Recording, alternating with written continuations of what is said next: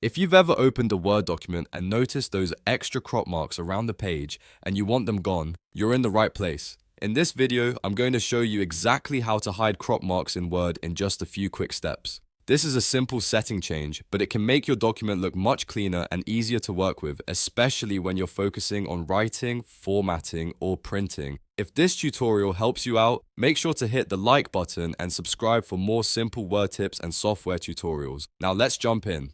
First, open Microsoft Word and make sure you have a document open. Once you're inside Word, look toward the top left corner and click on File.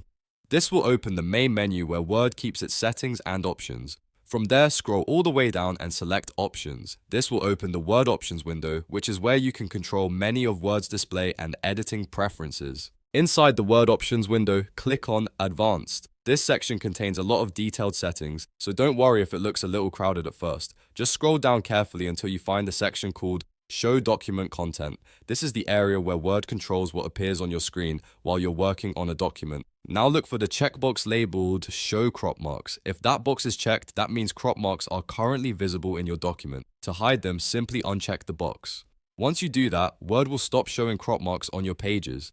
After that, click OK to save your changes and close the options window. Now go back to your document and you should see that the crop marks are gone. Your page should look cleaner and more normal, without those extra printing guides showing up around the edges. If you ever need to turn them back on later, just return to the same advanced settings and check the Show Crop Marks box again. That's all there is to it. You've now learned how to hide crop marks in Word quickly and easily. If this walkthrough helped, please give the video a like, subscribe to the channel, and turn on notifications so you don't miss the next helpful Word tutorial. Thanks for watching, and I'll see you in the next video.